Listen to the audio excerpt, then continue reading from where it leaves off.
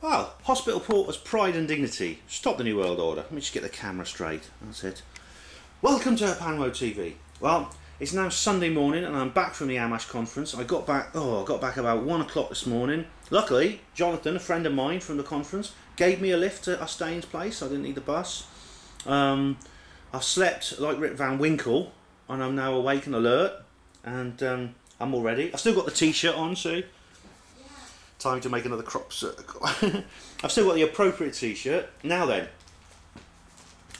what a day we had yesterday. I mean, I wasn't very pleased with the commentary I did on Winston Keach and Mark Bennett, because basically I was sitting on that chaise longue and I had like that 2 minutes and stuff like that. I mean, because the conference was pared down to a single day, it was very, very difficult to find time to do some proper filming. You know, I was either in the conference or I was drinking coffee and socialising and things like that. And so let's proceed. I'll continue with the commentary anyway, based on the notes I made at the time, which I was going to film yesterday. Now then, Chantelle Pyper, right? I think she ends the debate on the theory that people who report alien abduction are attention seekers and are looking for fame and fortune. This lady was, well, she almost dropped the microphone. She was so nervous when she took the stage. She was really, very, very reluctant to speak. This was her first ever public speak ever in her life, and she was very reluctant to talk. I mean, in the end, Joanne of AMMACH had to stand up and sort of like talk her through it and ask her questions and things and help her out. But I really, really do take my hat off to her courage. And she's a shy, quiet lady, and not ostentatious, not flamboyant. She's not looking for accolades from people. She's an ordinary lady who's had remarkable experiences, and she wants, you know, in some cases very distressing experiences, and she wants to talk to people about it and be among people who will provide support for her. And she's a lady.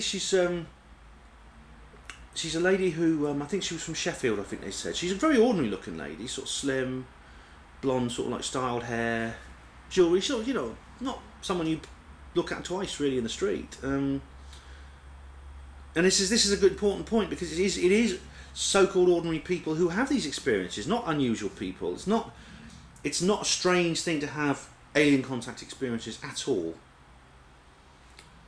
You know, I think Chantelle kind of, I think she must have been through an awful lot, which she really has. Anyway, she talked about various cases where she has been taken from, there's a place called Whitwell in the Peak District. She actually had a telepathic message telling her to go to Whitwell, where she had encounter with grey aliens on board a triangular-shaped craft, the so-called Dorito, like the Dudley Dorito kind of thing.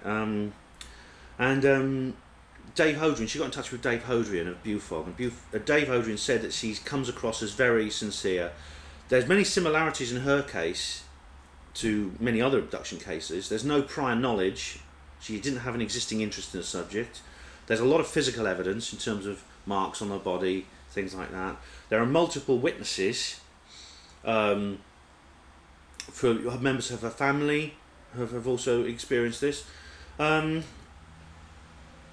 You know, she went, and she also, there's involvement with the military. She, you know, when she was returned from this alien craft, she noticed there were men around in uniform, in army uniforms, but they were unusual. They were not, I don't think they were regular military by the sound of it, because they didn't have insignia that you would normally get, say, with British Army regiments and things like that.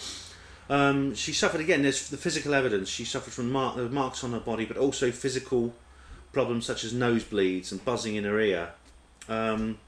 This happened actually in 1997, which is during the Sheffield incident, which old Auntie Dave thinks so little of, because he says there's no such things as UFOs, are there? No, it's all folklore. She experienced a triple abduction with a friend when she was going to the shops. A friend experienced the same thing. You know, this actually happened. She wasn't taken from her bed either. These happened while she was awake.